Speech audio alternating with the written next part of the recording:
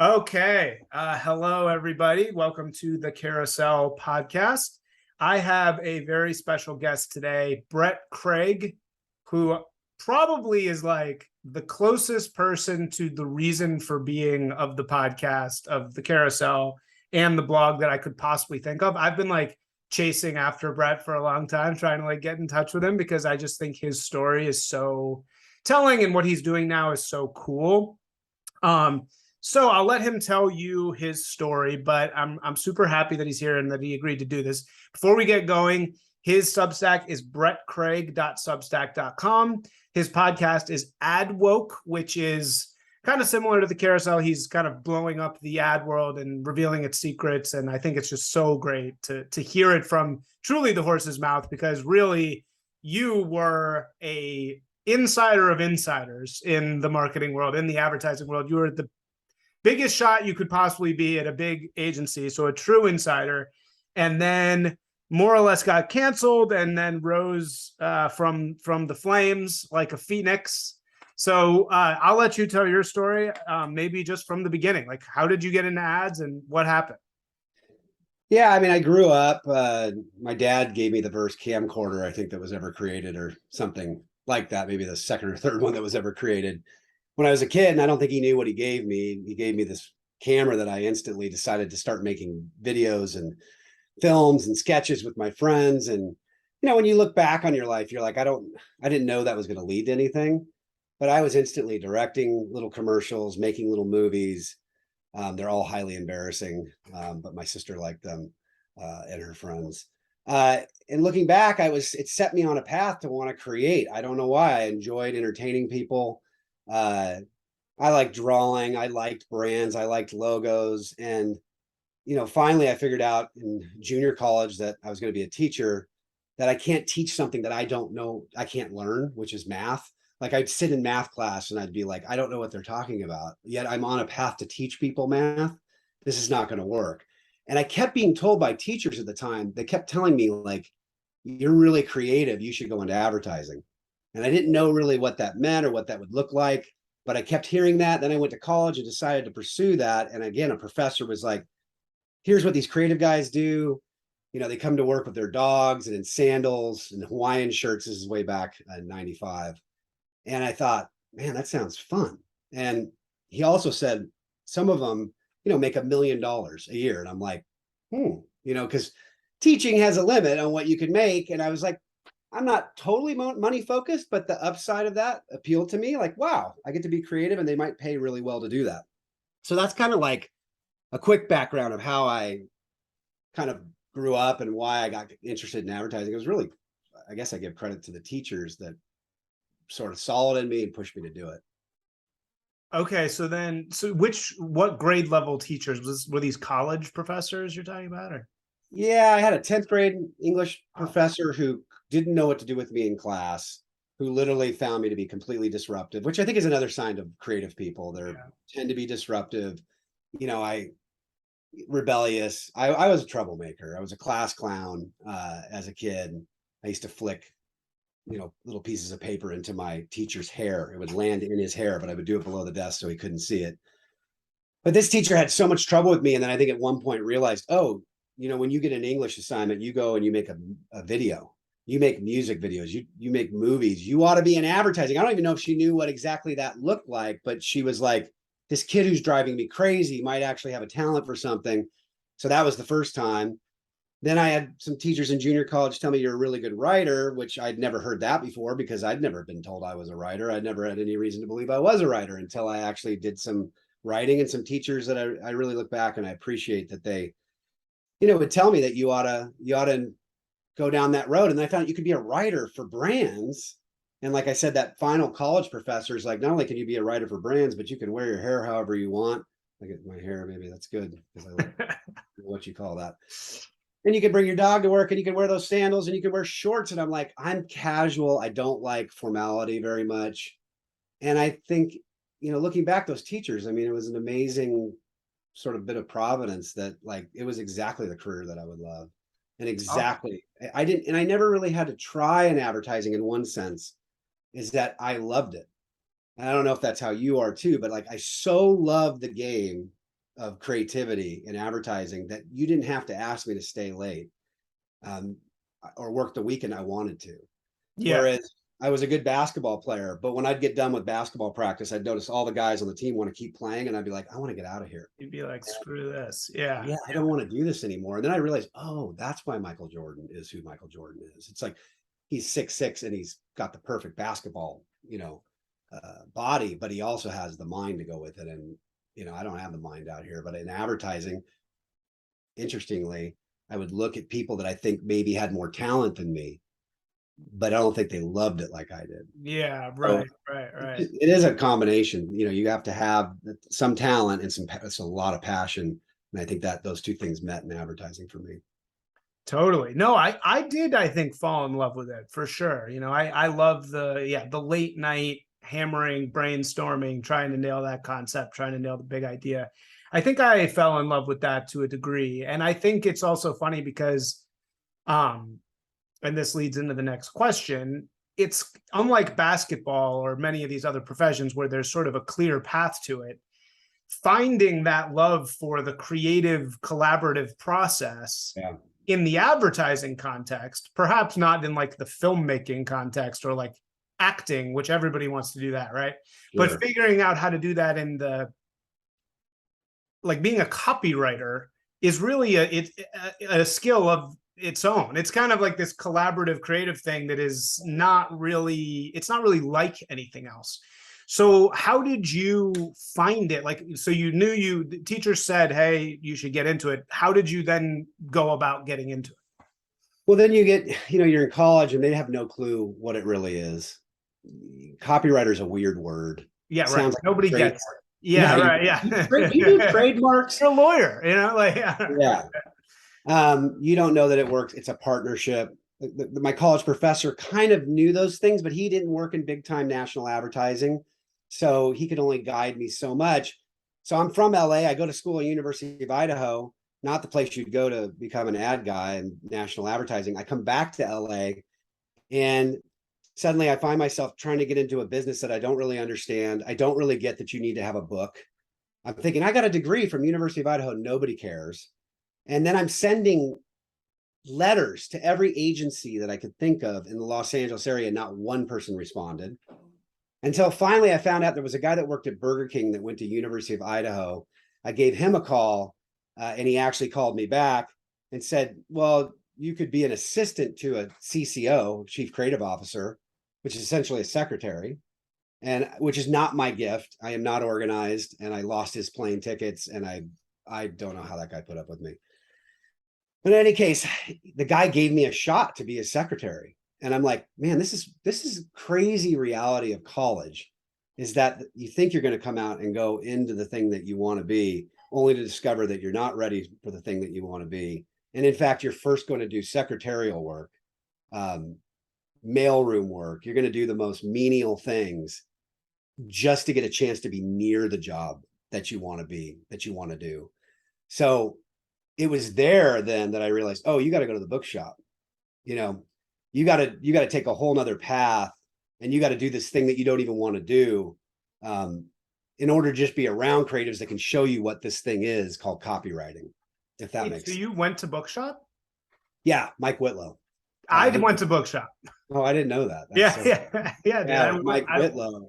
Yeah, Mike Whitlow is and he just passed away. I know, very sad. So very sad. I know he looks so young when I look at photos of him, and he was an awesome teacher. And but going to his class, I mean, just even there is when I started to really understand what a copywriter does, what concept is. I'm sure he did that for you too. And Mike, I always thought he's probably the most underrated creative director there ever was, because I'm like, he was such a good creative director. He was so good at seeing your style and not putting his thumbprint on it. He would challenge you. He would always give you a rationale for why he didn't like something. And so Mike was like the best teacher you could have. And for me, coming from where I came from, which was kind of a blue collar family, nobody had a degree in my family till me and my sister. Mike was kind of the blue collar, I guess, ad school. Like I think about Art Center. I think about these other schools. These kids are paying $30,000-$40,000 after they went to college, and we're paying what? $600 a class is what it is now. So it's, you get out of there I mean, it's very make what you're not gonna, nobody's gonna help you. You got to like do it yourself in bookshop. Yeah. But you get out of there $3,000, $4,000, and Right. maybe you have a book. Well, and Mike and Kim accelerated me into the advanced class because I had been on this ad team and I knew someone in the class who was doing very well, and he gave a good word for me. So I got put right into the advanced class, and so I got through it in a year. And I got Mike Whitlow a lot. Yeah. So it's kind of an advantage to be able to present to him. And then on the side, I was over at DMB&B, which doesn't exist anymore. Darcy, I think it was Massius, Benton Bowles, DMB&B. It did all the Bud Frog stuff. They're long gone. But I was getting to be around all those creatives. And while I was doing my book at Bookshop, I was showing them ideas and getting sort of their opinions along with Mike Whitlow. So in a weird way, I got kind of a master class in being a creative. I got an advantage of being the secretary to the CCO, but right next to all these creative guys and women, and that basically took me under their wing and kind of gave me a crash course in concept, and we're, and Mike Whitlow is like this too, like, and so were they back in the days, very different, unafraid to criticize the work, and you had to pay your dues. It was a little bit okay, like to be the low man on the totem pole, and having to earn your keep, and kind of just, first of all, we just want to know if you're cool. First of all, we just want to know if we could take you to lunch and you're not annoying. And so I got to do that with those guys, and really I got a crash course, and that helped me get my book done in like a year. And the next thing I was at a little agency called M1 in Santa Monica. And then from Santa Monica, that's where, you're writing copy and you're answering the phone. That's how little it was. And a couple other little jobs where I ran the mailroom in one play at Ogilvy and Mather, bouncing around until I got to M1 in Santa Monica. And then from there, I got to get to my dream agency, which was Chiat Day, and get to work with Lee Clow, who I'd read about in college, Right. So Lee Clow was a legend. The thing I want to actually say two things. One thing is the thing that's important to remember at this time is this was all before Mad Men, right? Well, before Mad Men, or sort of post Mad Men? Was this post? No, I mean like the show Mad Men. Oh, it was. Yeah. Yeah. So this was post Mad Men era, but pre Mad Men show. Right. So I think like for a guy like me, Mad Men was really a big reason why the show wanted to go into copywriting, because I had no idea what this world even was. I had a vague idea that I liked ads. I liked thinking about brands a lot. But I didn't really know it. But you kind of instinctually knew you wanted to do this before the Mad Men era. There was no Don Draper. So who were the guys you wanted to be like at that? Was Lee Clow one of them? And who was Clow? Yeah, Lee Clow sparked something in me very early. I don't know what it was like looking at him, and he looked like Gandalf. Reading about him in the textbook, even his name's Lee Clow. I don't know what it is about that name. It's a weird name, I guess. You know what I mean? And then seeing him, and then seeing Apple and admiring that company, and hearing about Jay Chiat, all these different names at the time. I'm trying to think of some of the other ones. I'm reading about them in marketing textbooks, and all that Chiat Day crew from the 80s, they all went on to start agencies in New York, and Dick Sittig, Jack in a Box. They were like I don't know, they were like the Hells Angels. I don't know, like this gang inside of advertising. I don't know whether that's the PayPal Mafia, like the PayPal Mafia. Yeah, and they were just so purist to me. Yeah. Like they were these ad guys and women that actually believed advertising could be artful. And Lee would call on you to make something that would actually make the world more interesting or beautiful or funny. And he did that over and over and over again for Apple. And he never really did it in a very sort of logical argument to the consumer, which is, I think, would be more the Mad Men era. It's the cigarette that makes you feel light on your feet, or whatever, like the very logical pitch. Lee very much was all about the art. Wrapping it in art could make it far more powerful than any sort of rational message. And, I'm a writer, so rationality in writing, I think writers, we have to connect ideas. I would always be amazed at how Lee would subtract from what we were doing. knock things off the thing that you don't need because the emotional appeal of it was going to say the same thing you would have wrote in 20 words. I can convey that in an image. And he did it over and over again. And being around that, I started to feel like, well, advertising, when it's at its best, like when Lee does his best stuff, when these guys do their best stuff, it's every bit as compelling as what Hollywood does. That's fun. Like, I can't believe there's a job that companies will pay millions of dollars for you to go off and fly and shoot a spot in Australia to tell a story that'll put goosebumps on somebody's arms, to sell deodorant or make somebody laugh or to sell Pepsi or whatever. That just seemed too good to be true to me. And that at times when it's really done well, like when Nike's really nailed it, like Wieden Kennedy in the past, it elevates itself up to the level of art, up to the level as anything as good as you've seen from Hollywood. Occasionally it gets there. And that was so exciting to be a part of an agency that believed those things. Totally. It can transcend culture to be the very pinnacle and the very definition of culture.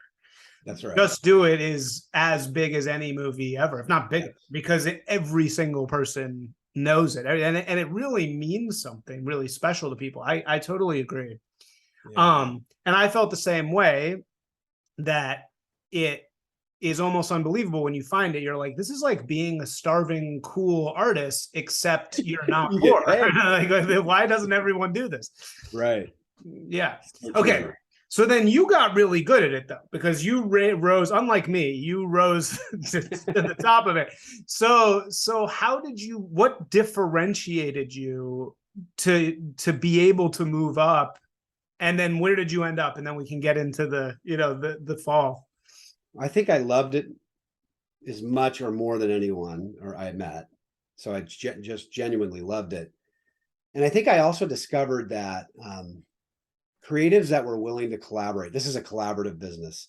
You're going to have to work with directors, people on sets, crews, account people, strategists, account people, clients, even more so.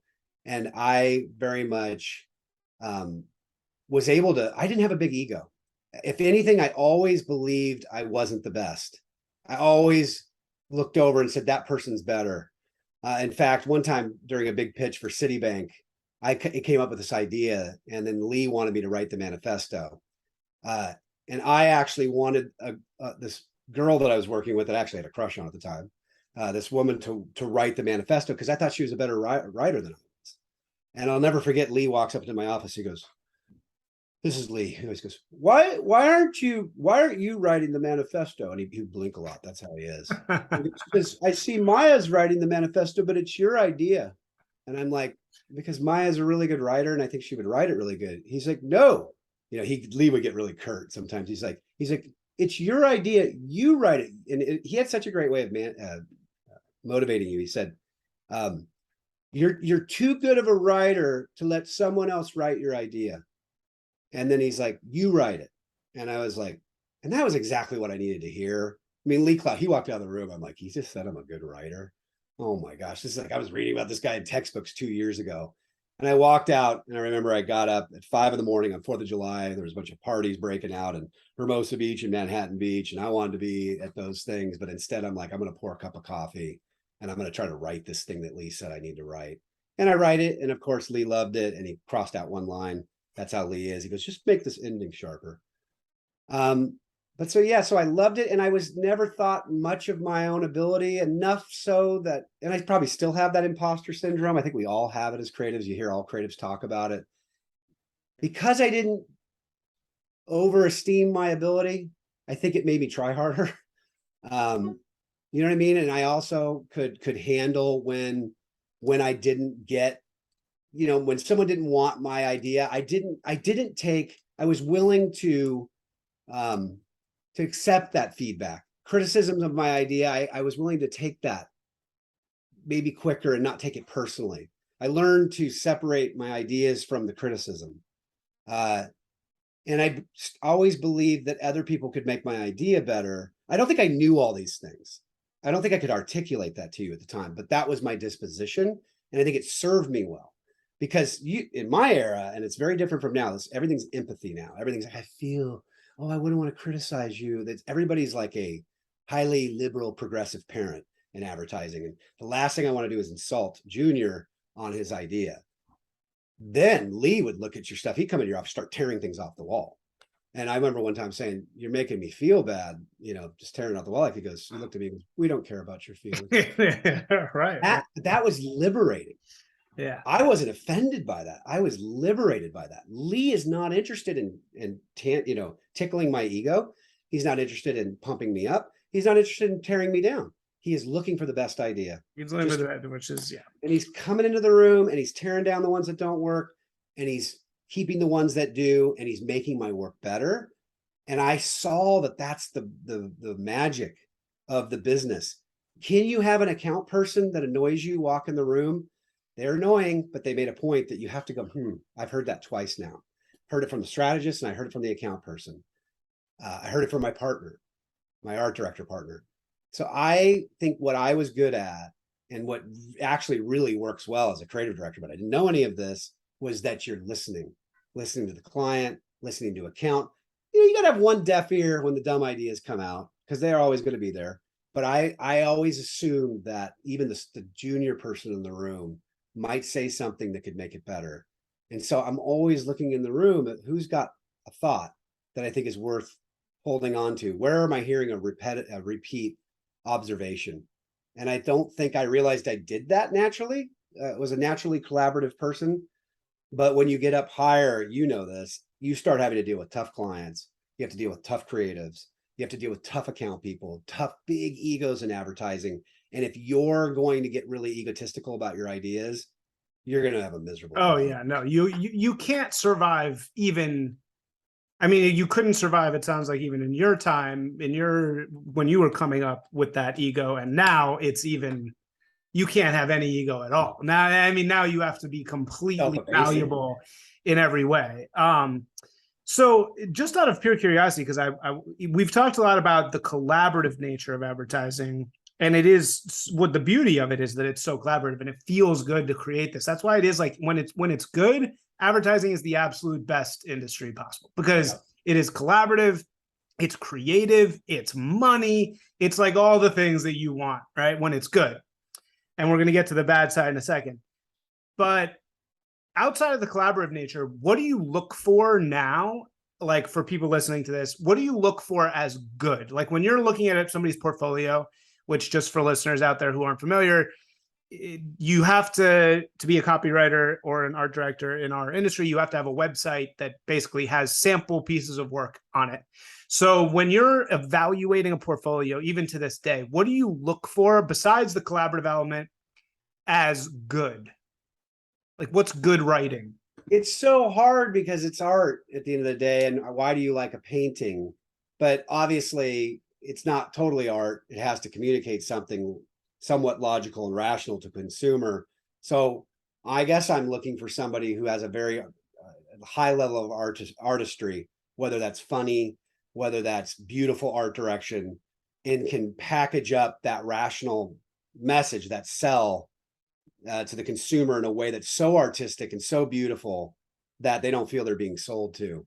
I'm so seduced by that beautiful logo and so seduced by that commercial's emotion that the sell part, I don't even feel it. And all the best advertising does that. It was funny. I talked to Rich Silverstein at Goodby Silverstein one time when I was up there, and he sold to me. He said that we're the art of the compromise you never see. I thought that was a really beautiful thing. Is that you're making compromises all the time. That's a fact. The question is, do people perceive the compromise? And I'm like, that's a really good point. You're right, because it's not that hard to come up with that. It is hard. It's hard to come up with the idea. The harder thing that we have to do as creatives is steer it to completion without destroying it. That's right. Totally. I say that all the time. The director will destroy it. Everyone will destroy it with their agenda. The director's trying to shoot a pretty film so he can get a job from Steven Spielberg at DreamWorks, but you're trying to sell some antiperspirant or a beer or a Pepsi. And so there's all these agendas. How can you steer it without destroying it? So yeah, I think I'm looking for that person who can artfully deliver the sell, because the sell can be as bad as Mike Lindell selling My Pillow. And I'm not against Mike Lindell. I think things about Mike Lindell that I think are quite charming, But in Right. terms of advertising, it's that sort of lower rung on the level, which is I just say my pillow's soft, and it's not interesting. It's not artistry. We see those kinds of ads all the time, and that's the low rung on the ladder. And when it gets really good, it goes from the pillow's really soft to something so beautiful that even if nobody has to force you to finish watching the ad or read the tweet, you're compelled to, because it's Yeah. just such an interesting piece of content. I want to stay for the end. I don't care if I'm being sold. Yeah. Right. So. No, I love it. I love it. Okay, so I could marinate on this all day, but I want to get to the actual story. So okay, so you we left off. You're at Chiat Day. So what happens from there? So Chiat, I just topped out. I got to the point where I was running Pepsi. I did Call of Duty. I loved it. We lost Call of Duty, unfortunately. Kind of some cronyism where someone went and took a job at Call of Duty that then hired the agency they wanted. And that happens in advertising. So we lost it. We did that first There's a Soldier in All of Us ad with Kobe Bryant. And so that, but then I lost remember that. I remember that. Yeah, that was they good. kept doing it for 7 more years. They just did it worse every year, in my opinion. It wasn't as artful, it was much more broad. But in any case, yeah. And then I realized that, and this happens in all of our careers, where you realize that your conception of what you would like to be, like my hero was Lee Clow. I don't compare to Lee Clow. The guy's a once in a lifetime talent. But I wanted to eventually lead an agency, and I didn't really necessarily want to start my own agency. I wanted to lead an agency like a Chiat Day, and I wanted to carry forward what he and Jay believed, which is that advertising could be the best art in culture. So when I topped out there and discovered that they weren't going to let me be CCO and other people were going to get it, and this happens, right? And it's just the way it goes. Lee was kind of backing off at that point. His hand wasn't as firm on the agency, and decisions were being made by other people. And I felt like I was topping out. I'm looking over at Deutsch down the street, and I'm noticing around 2012 that they're starting to do ads that I would say are matching all the criteria we just talked about. They're artful. They do a spot called Michael for PlayStation that, go back and look at it. It's a very good spot for PlayStation. They start to do work that I'm like, somebody over there is getting artful, because Deutsch before that to me was sort of like the kid brother of Chiat Day, very successful. I'm not suggesting they're very, and I admire all the guys and the women and men that started that agency, but it was not, in my opinion, of the caliber of Chiat Day. Well, we just call it Chiat Day. I mean, everybody would agree with that. I mean, it's like pretty much like Chiat is on it's basically Chiat and Wyden are in their own sphere, and then there's everybody else, more or less, right? Right. And so then when I start to see a heartbeat over at Deutsch, I start to see these artful things starting to happen. I look at some of the people they hired. I'm like, something's changing at Deutsch. And something at Chiat Day at the time was becoming more negative, because I always, when I look at it like this, is like in a pride of lions, if the giant leader male lion steps away from the pride, you got a lot of strong females and a lot of strong male lions. They're going to fight because they're trying to figure out who's in charge now. Least was stepping away, and that's what was happening at Chiat Day, was beginning to be infighting. Who's going to be the next heir apparent? And I just didn't like that environment anymore. It happens. It happens in every company. It happens in any hierarchy. And I'm seeing this heartbeat over at Deutsch, and so I made the grand move from Pepsi. This, I think it's so funny, 1 block away, to Deutsch and Dr. Pepper. So from soda to soda, because I will admit, I'm not huge aficionado of change. Went over to Deutsch and went to Dr. Pepper, and which would be considered this big step down from the glamour of Pepsi in New York. Pepsi is like a cultural brand, maybe not in its zenith at 2007, 2008, when we did the Pepsi Refresh project. But it's a cool brand. It's in New York. It's in the cool place. To Plano, Texas, Dr. Pepper, very conservative brand. And it was the best decision I ever made. And in the end, did way better work for Dr. Pepper than I ever did at Pepsi, who was positioned to do great work, but strangely didn't. And Dr. Pepper, who there was no reason to believe they would do great work, because other than I'm a pepper, she's a pepper, and a couple of other campaigns, like, I'm trying to think, there was one other one. There just wasn't a lot of great work for Dr. Pepper. And then I got to go there, and all of a sudden I got to make Little Sweet. Fansville, Larry Culpepper, all these interesting campaigns that did what I most wanted to do in advertising, even more than win awards, was get in the public psyche to where somebody walks up to you and says, did you do that Larry Culpepper thing? He was like a very annoying character to some people, but some people loved him. Little Sweet, he went bonkers. Like, people loved him. They made dolls. And that was the height of, to me, if you can penetrate culture in advertising, that is super satisfying. When your mom says, "Good, I saw that ad with that little man." Yeah. That, you've done something cool.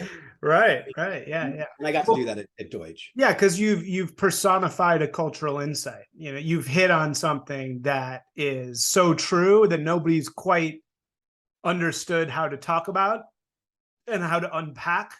And you've done that through the lens of advertising. It's like a great SNL character that changes culture, and everybody can always refer, that thing. Yeah. And that's when it really is its best. So, okay, cool. So then, all right. So then at this point you were probably doing pretty well, like financially.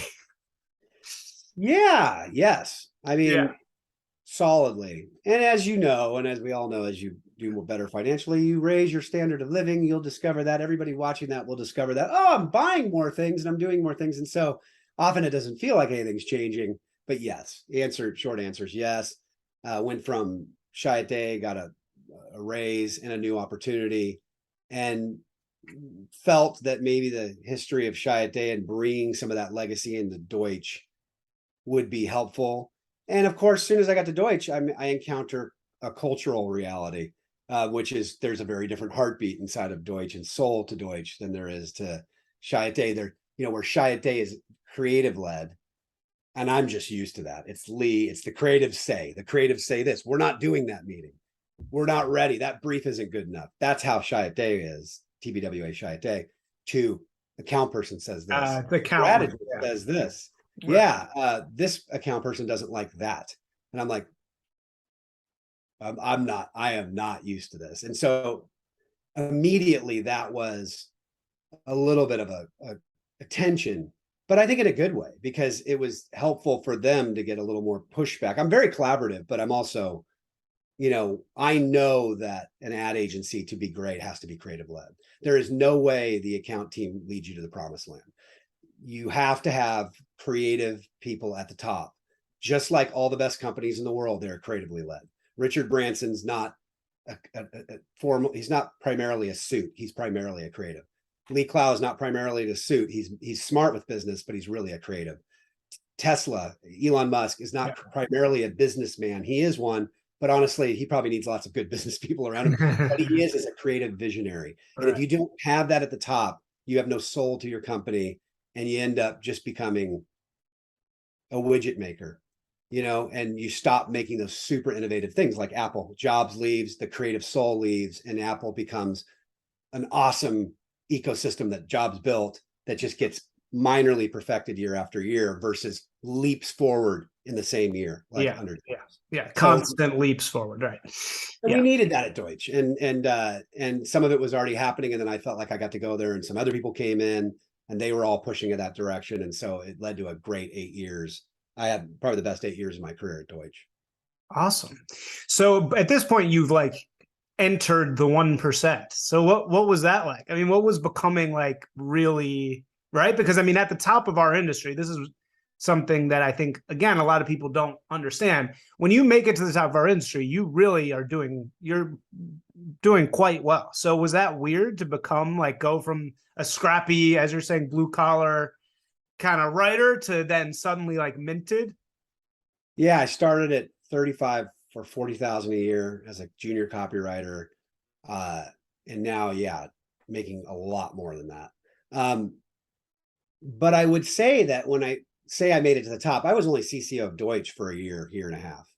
I was an executive creative director for 4 or 5 years before that, which still pays quite well. So was I in the 1%? I suppose by all statistics I was.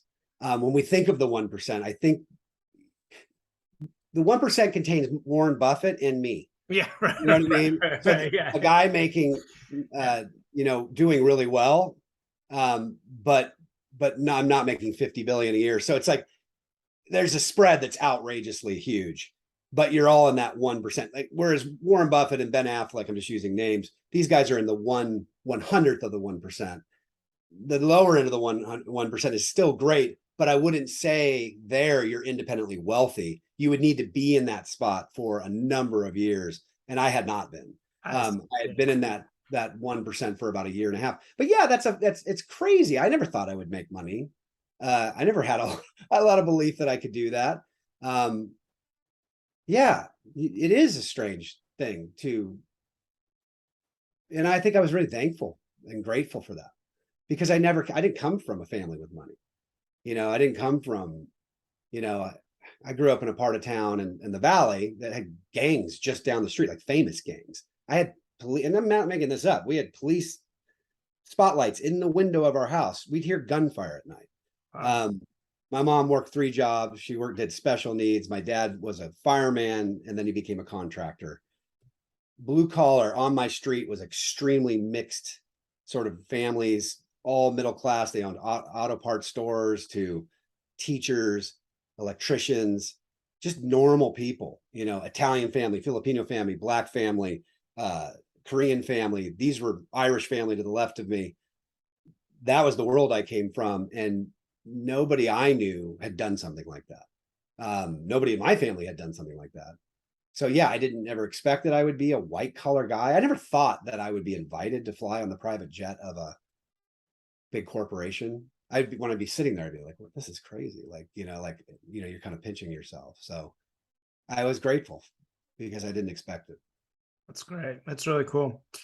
Okay, cool. So let's move to the part where things get weird, which is we're all dealing with now. So you've made it to the peak. You've made it to CCO, which is Chief Creative Officer at Deutsch, which is, a great firm, and you're changing the face of it.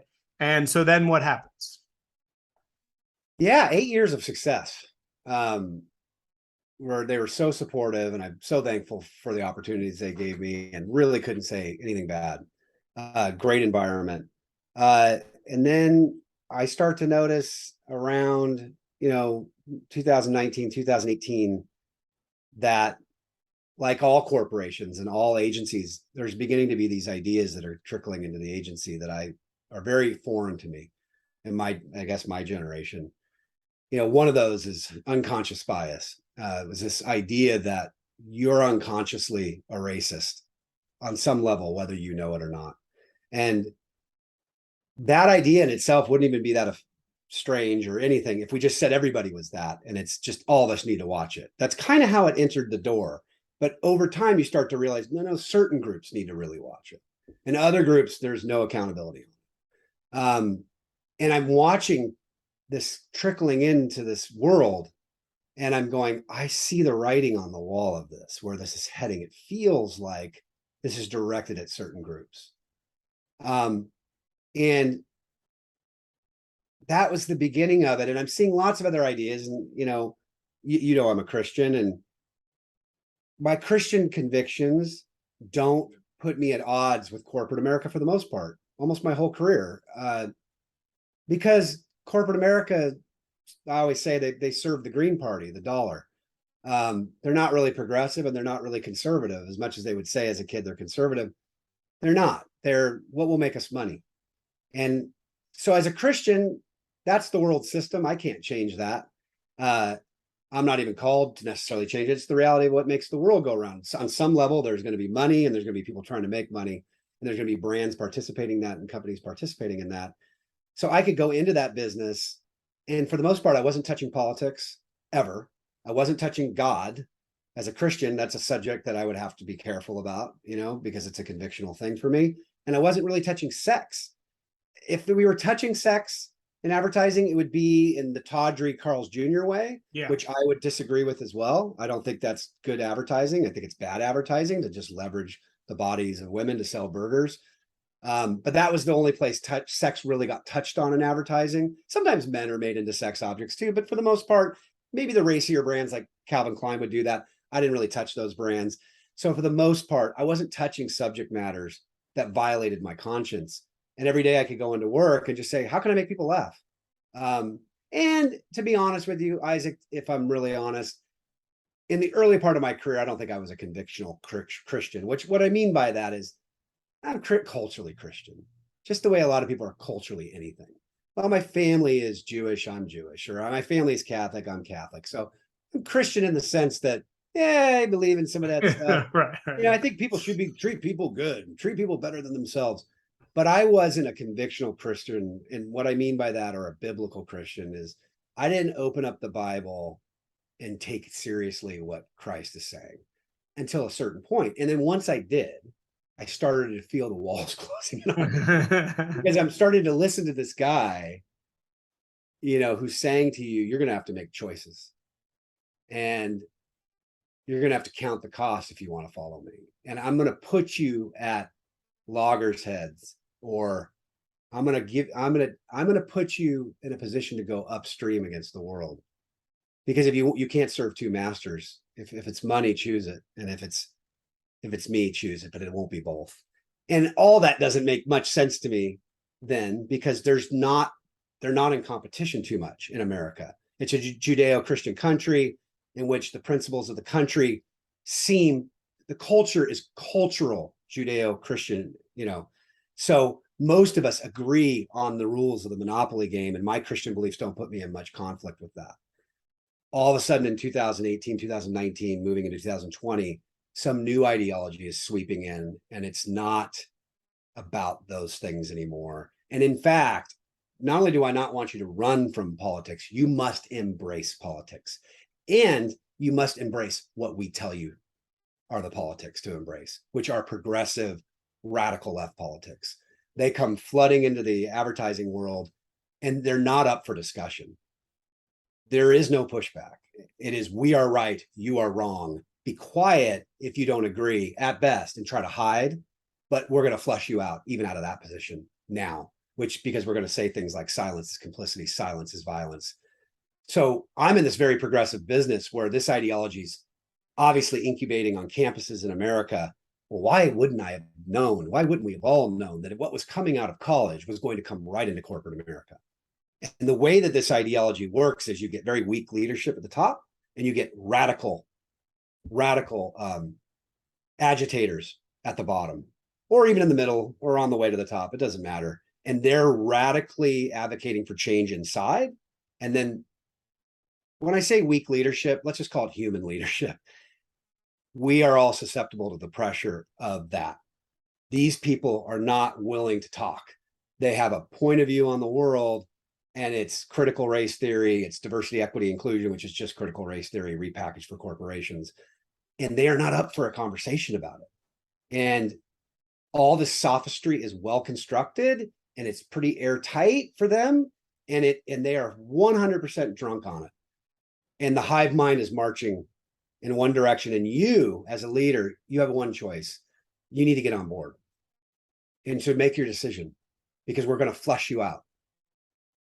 You make one mistake, you take one position, you say one thing, like Jennifer Say from Levi's, who all she said is, I wonder if we should be masking kids the way we are. I wonder if these quarantines are good for kids. And she's a Levi's CMO. And that was enough to lose.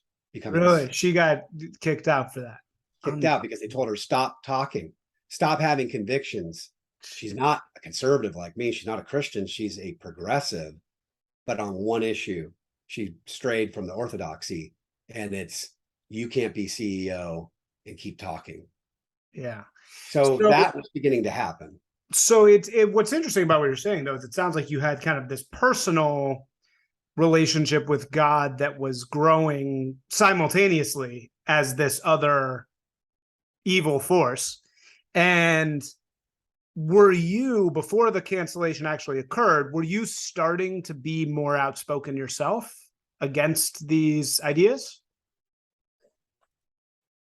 I was starting to be more outspoken as a Christian. As a Christian, okay. Yeah, not necessarily against the things, but just like, No, yeah. I never talked politics. Yeah.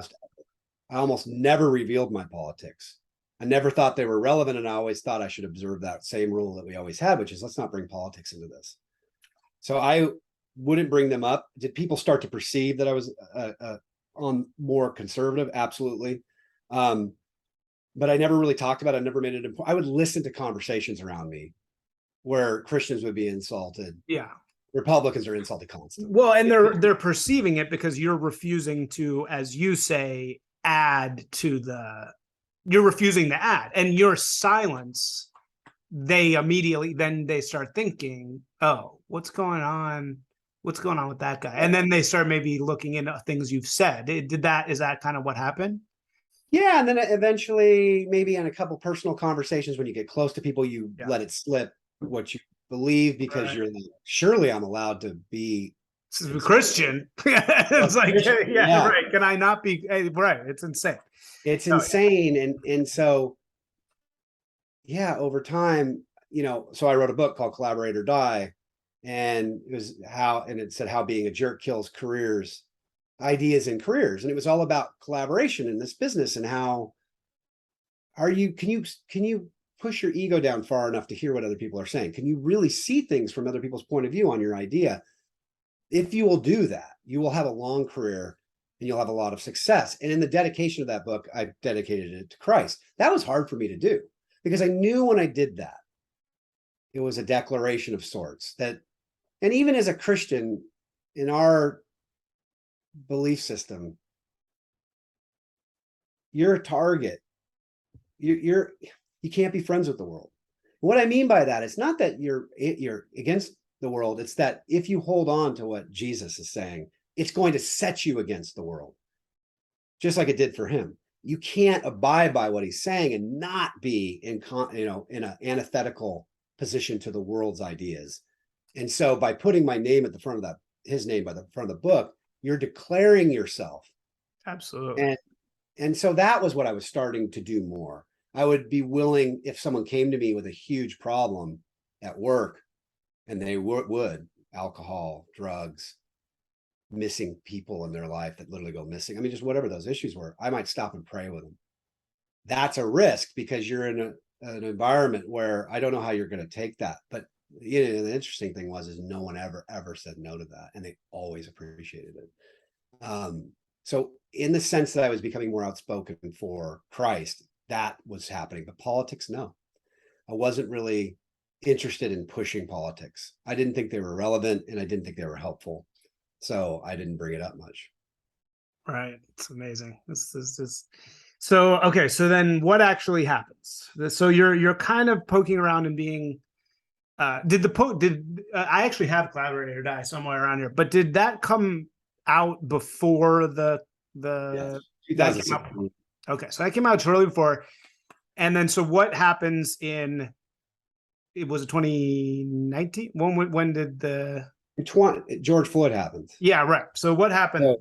So George Floyd dies, and I remember every news channel I turned on, it was the same feeling, outrage, whether it was Fox News or CNN. I didn't see much of a difference, and it was outrageous to watch. That was everybody's reaction.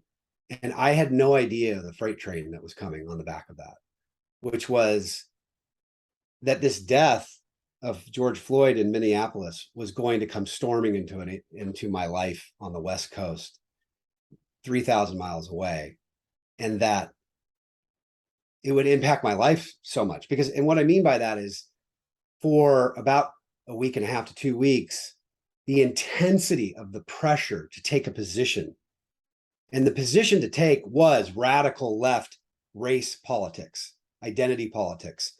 Get your BLM square up on your Instagram. And I, being, I think, fairly aware of what BLM stood for. And there's this two things happening, this confusion that's happening at the time, but I don't even perceive the confusion. There's that's a phrase, Black Lives Matter, a phrase that no one should deny. Of course they matter.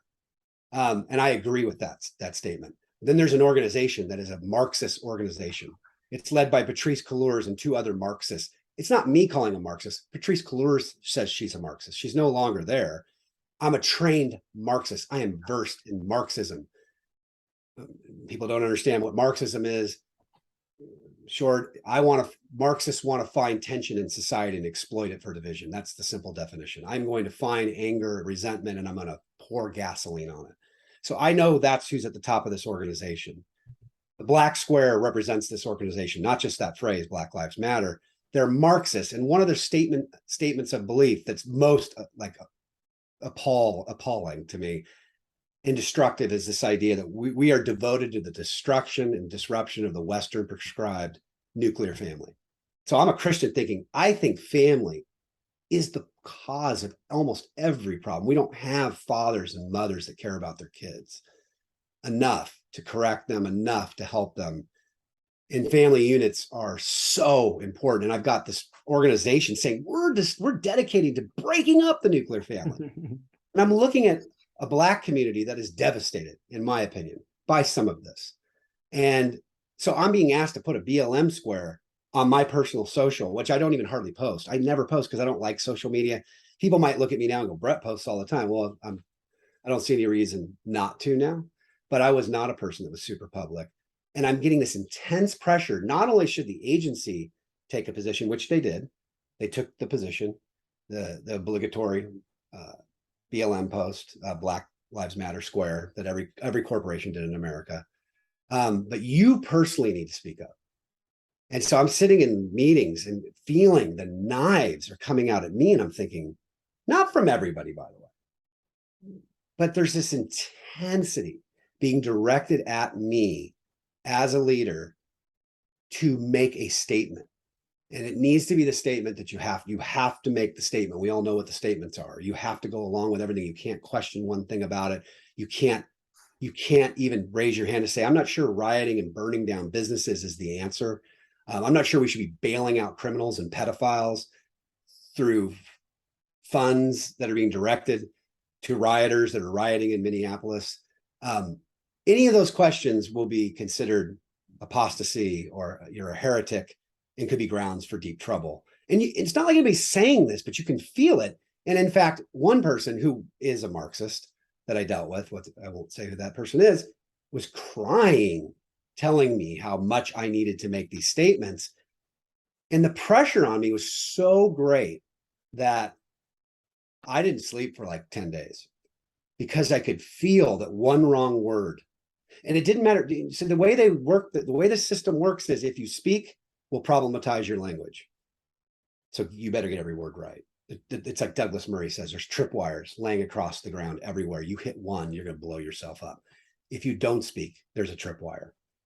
And so my choice was, I think wisdom and prudence suggests that you should be quiet for a second. Let some facts come out. Let's understand the situation a little better. Let's not just take 6 minutes of film and assume we know everything. Let's hear the story. Yeah. Let's admit that what we saw on film was terrible. We all agree with that. Nobody disagrees with that, but we don't know everything. So I am not able to fix that situation. We're an ad agency, not a political machine. And if we were a political machine, nobody agreed that we were a progressive leftist political machine. I'm certainly not. I'm not ready to do all these things. And so I'm going to sit and I'm going to observe for a second and try to have wisdom in this. And then we can decide how it is. But that wasn't the idea. The idea was go full bore to because make it's not you were offering a rational solution to something that was not rational. Emotional. And not only emotional, spiritual. I mean, you're offering, and this is why I think people like you, and not people like you, but just people who offer rational solutions in those moments get trampled because you're expecting the opponent to be rational, and the opponent is not rational. It's not a rational opponent. There's all these things you're saying, it's like they're so well researched and they're so obviously true. And the thing is, the opposing side, the reason we've arrived at Marxism, the reason we've arrived at this utilitarian world where everybody gets a little blank slate of happiness and nobody should interrupt that, is supposedly because of rationalism. Supposedly rationality. We've outthought the bad racist instincts, right, and we've banished them, and now we've figured out how to structure a utopian world around rationality. So people like us, people like me too, are like, oh, well, then I should offer a rational response to this. I'm being asked to say these certain things. Certainly I have the ability to respond rationally. And then you realize, you learn the hard way, has nothing to do with rationality. It's not a rational discussion. It's a spiritual, emotional takeover of culture. And and I'll say, Isaac, I love what you just said, because that is my conclusion. Yeah, right. Emotion is the wrong word. It was spiritual. I could feel it. Right. Something crazy town went into the head of millions of people. I heard James Lindsay, who wrote this book called Race Marxism. The way I discovered James Lindsay, and he's a really outspoken critic of critical race theory, queer theory, all these different theories that are all Marxist. And this book, Race Marxism, is quite good. But he tweeted, if you're not a node on this thing, you can't, it's the only way you can see it. But if you're a node, and what he meant, if you're connected to the hive mind of this, you're lost in it. Mm-hmm. And I was like, that is such an observation that I relate to, because that's what I saw. It was like people's brains went missing. Yeah. No, well, and that's why the response to it, the solution to it, is not rationality, but spirituality. And that's how we fight this thing more. And you see that more and more. And if not, spirituality can come in writing. It can come in the word. It's just the arguments against it are not, well, this is a rational, isn't it rational to think about it this way? It's a deeper level of arguing about what what good and bad is. God versus not God, and that's why our side eventually will win, because it always does, right? That side never wins. Ultimately, God does prevail. But it's just so many good people like you are now realizing that, right? And you learned it kind of the hard way. For me, I was already so deep into this. I mean, like, I also got canceled, by the way, from my branding agency that I was at, for struggling with this same thing. It was, it came out, and I was like, well, my home is being broken into. I lived downtown at the time. My home is being destroyed repeated times. Certainly, I have the right to question if this is the right response or not, right? But no, that was not acceptable at all. I got in huge trouble. It's, do you need to seek counseling? Because, like, you seem like you're really upset. You know what I mean? I'm like, literally, they are breaking into houses right next to me. The streets are destroyed. Like, surely for people who care so much about empathy and your state of mind, and do you need to take a break? Like, do you need a mental health day? Surely, there should be some room if your home is being, if your apartment building is being destroyed repeatedly. Said you're being but no, right. No, but no, that's your problem. And it was so stunning to say that and have the other people not care. And that also was kind of, I had already known it a little bit, but that was when you start realizing, they're picking up cues. Like, they're picking up cues from me that are unspoken. They're picking up the fact that I am, like, not, as you said, opposed in a spiritual sense to where society is headed. And so it doesn't matter what I say, they know that anyway. Anyway, sorry. That was too much of a rant. But so the day comes, BLM comes, you say this thing where you're like, I'm not ready to get into it. And then how does the hammer drop? So that finally kind of peters out, and I could actually sleep one night. And I'm like, and I think, well, my reputation is a protection to me, because I get along great with all my employees. It doesn't matter if they're gay, black, straight, white, Jewish, doesn't matter. Catholic, they all enjoy working with me. I enjoy working with them. And they're all treated fairly. I've never been called into HR one time in my life for any violation, not once, ever. So I'm not really worried about Me Too, because I know I have where I stand on that. I know how I treat women. I'm not worried about any of this racism kind of obsession suddenly in the culture, because I know how I treat people of color and all these things. So I finally can sleep, even though I feel this crazy pressure during this time that seems directed at me, strangely, but I can just perceive it. And then I get a call, hey, can you take a look at something? This is from HR. here's a link. I need you to click on it. Oh and my it's God. like This is 9:30 like at night. some communism level shit. It's just so terrifying. Like you saying this like makes me feel such anxiety. Just like that call. Can you take a look at this? It's like, it just gives me like tingles of fear. Just you saying that. It's so messed up. Horrible because I'm like, right when I get called, I'm thinking, was somebody drunk on set? Was somebody, who knows what the problem might be? Yeah. As a CCO, you deal with things, you deal with people, and it's true.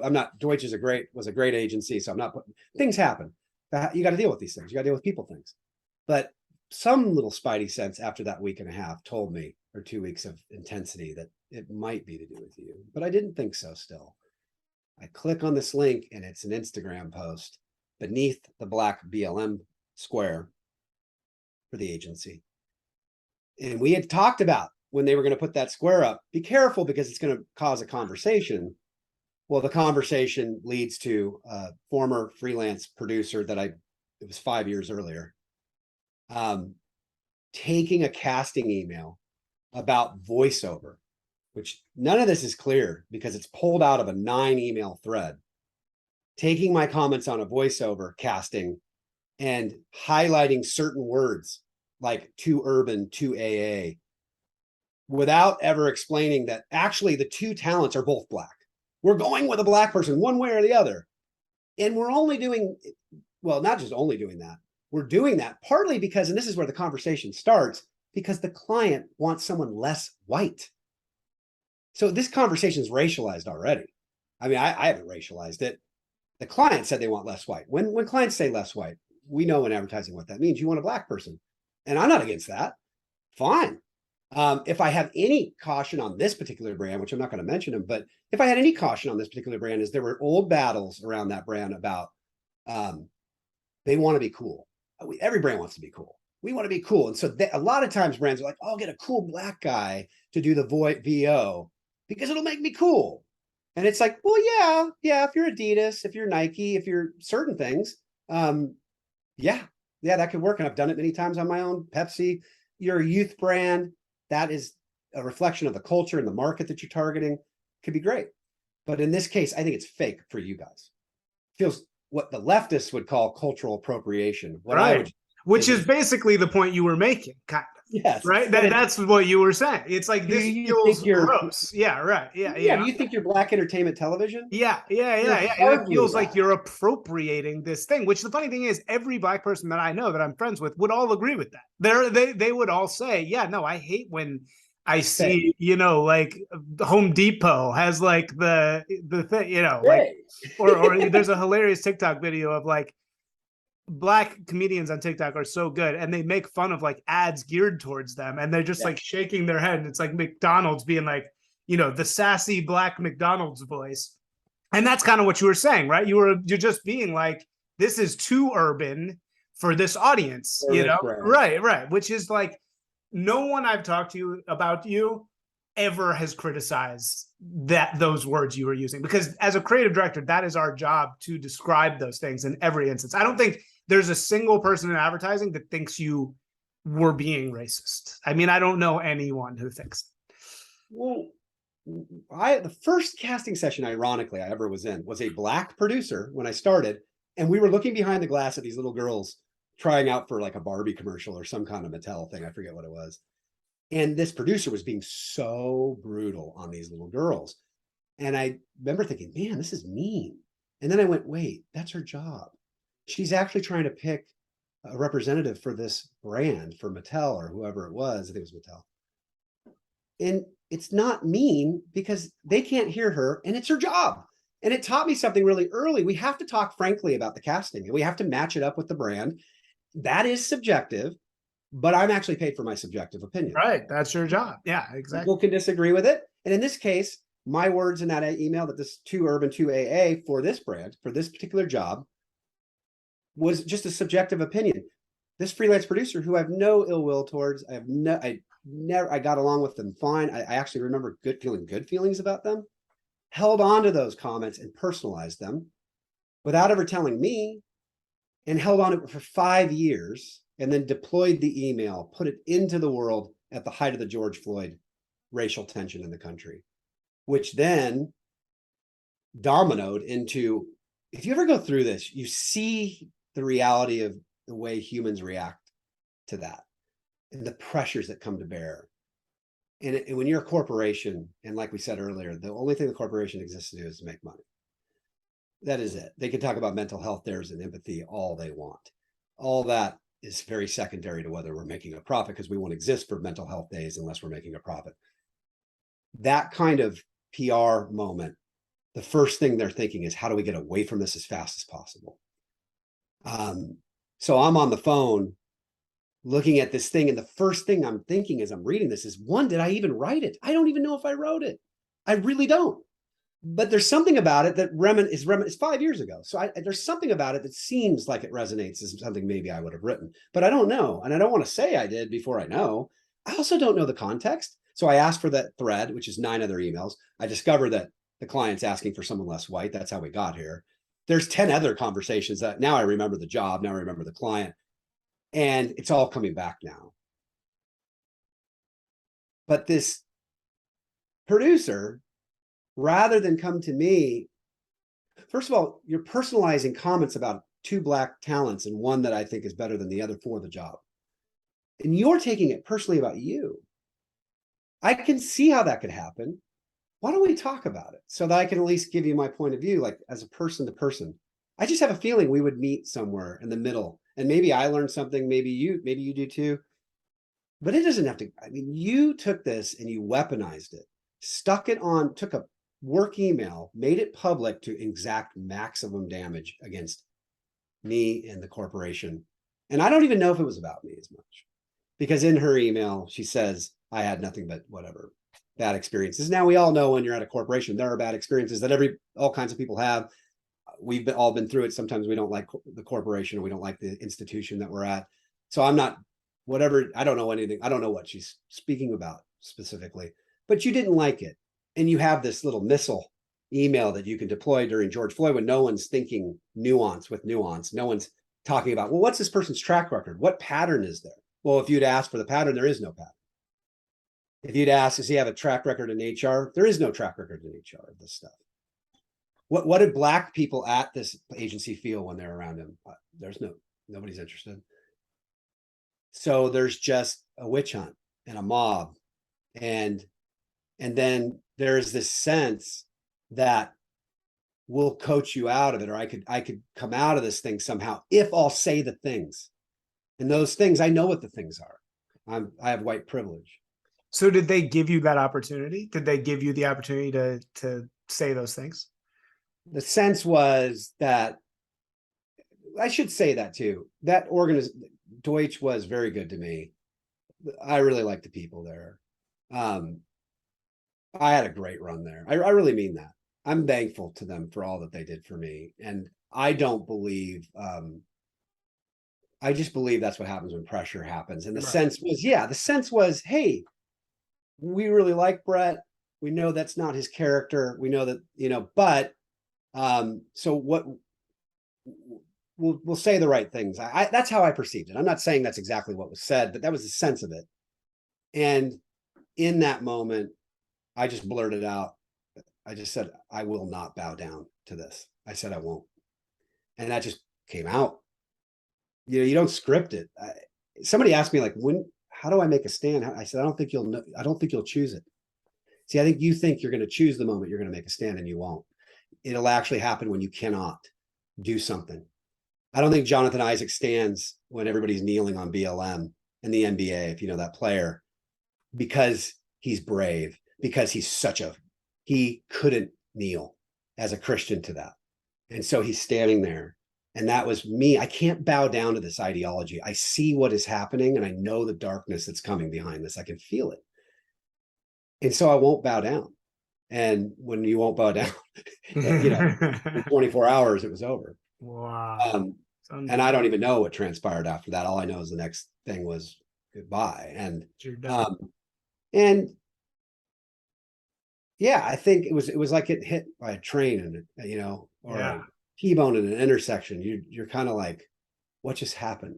Yeah. Well, especially for somebody like you who'd played it so well. It's like you'd done everything right, and you were already talking about things like the importance of empathy and collaboration. You'd written a book on it. It's not like you were out there, you'd really played by the rules. So it's just, as you're saying, your track record was basically perfect. So I could only imagine just the sudden realization of getting hit by the reality that this shit had just changed so deeply. It's like crazy. I tell people that like the bottom moment, I think, in all of it was a few days later, lying in my bed. And I don't know if other people have experienced this, but when you're really feeling emotionally heavy, there's a sinking feeling. Like you feel you're sinking into the ground. Yeah, I know what you mean. Yeah, definitely. And I was sinking in the bed, and sometimes, we all couldn't even pray sometimes without even calling it a prayer. But I was talking to God, and what I said was, why would you let this happen? It's not only bad for me, but it makes you look bad. I was outspoken for you, and now I'm being called. Now I'm looking at these Google articles and Adweek articles and whatever that say racist emails over my smiling face. And I'm going, how did that happen? And I have all these people that will behind the scenes tell me they support me, tell me they don't believe it, but will not vocally say anything. Because the cost is so immense. One person did. A person who happened to be Asian spoke up in my defense, wrote a beautiful letter on LinkedIn, and instantly went viral. But why did it go viral? The mob came for him. Did he get canceled? How dare you defend this white male, cisgendered, patriarchal, racist? And he pulled it down. And he pulled it down and called me and said, I'm sorry. And it was so beautiful that he wrote this. And I was so... He tried. He tried. And to this day, I respect the heck out of him, even if he pulled it down, because it took incredible bravery to do that. But what he knew was, if I leave it up, I'm not going to work. Yeah. So that's the way this thing works, is it's like there's a contagion circle around you. And anybody, what actually happens is two things. One is I got to get distance from you. But then soon, even silence is not enough for those people. You may have to take a position where you have to pick up a digital stone, I call it, and stone the person too. And that even happened to me later more, where people like, I'm seen as his friend or an insider buddy. He promoted me a lot. I'm a person of color who worked with him a lot. I got to get distance from Brett and that's just horrible, because you're like, so that feeling of, man, like, this is what happens when the pressure comes on people. Yeah. You'll get ran over in the street and no one will even help you up. And that is a hard thing to accept. Totally. Well, what was I'm just thinking about LinkedIn, what was so beautiful after this was that you then, instead of going and, writing some big apology and trying to get in at some other agency for half the price, and falling on the sword, you turned around and started talking about this stuff on LinkedIn outwardly. And you were really the only person in the mainstream advertising world I've ever seen do that. So that's why I saw your signal kind of a while ago. And immediately when I followed you on LinkedIn, I got a message from one of these, I think I told you this, from one of these like operator types, I guess, who asked me to unfollow you the moment I followed you. And I can't remember totally like why that happened, but I found it very just insane that it's like, it's such a mob, and it's all these people one-upping each other to throw stones and to ensure that their worldview is the way that it is. So I want to talk about that, but I want to just ask you one question, because I think people will wonder about this. So you still seem to be of the perspective that at the end of the day, the only thing that matters is money. That these places, if soon as money becomes a problem, they will stop doing woke marketing. They'll stop doing anything, because then there won't be there won't be any resources to advance this. Yeah. But if that was true, certainly if they were that cold about money, why would they do this stuff in the first place? Why would they engage in ultra left-wing ideologies? Gillette talking about we hate masculinity. If we could rely on them to eventually do the right thing because of money, why would they engage in those things to begin with? Because they perceive, I now believe very clearly, a seismic shift happening. The corporations do think wokeness will ultimately lead to money because it's going to be forced upon everybody. So they are simply reading the tea leaves and saying, when I fly out to Davos and I go sit at the World Economic Forum, this is being imposed from the top down, the top of Fortune 500 companies, right, married with governments. Yeah, it's socialism essentially. Yeah, and we are going to mandate it. Ford, you're not going to like it. Converting straight to electric cars is going to be hard for you, but you have no. You're going to do it. Yeah, you're going to do it. And right. Yeah. No, I think you're exactly right. Yeah. Diversity, equity, inclusion. It's not going to be that ideology. You're going to install bureaucracy within your corporation that sits around, and there'll be positions for this, and they're not going anywhere. Yeah. So there are people very high up believing they won't have a job unless they kowtow to it. Right. So it's not really money, it's existence. I mean, they're basically saying we are going to institute this change upon the world. And the consumer will have to go along with it. And the consumer is either going to go with it or we're completely happy to leave them behind. Because the consumers that are going to go against it, these, Trump supporters, more or less, a lot of them are Trump supporters. We don't like them anyway. They we don't want them to have any power anyway. Yeah. So we're going to forego money in the short run. We're going to risk alienating literally 100 million Americans. That's right.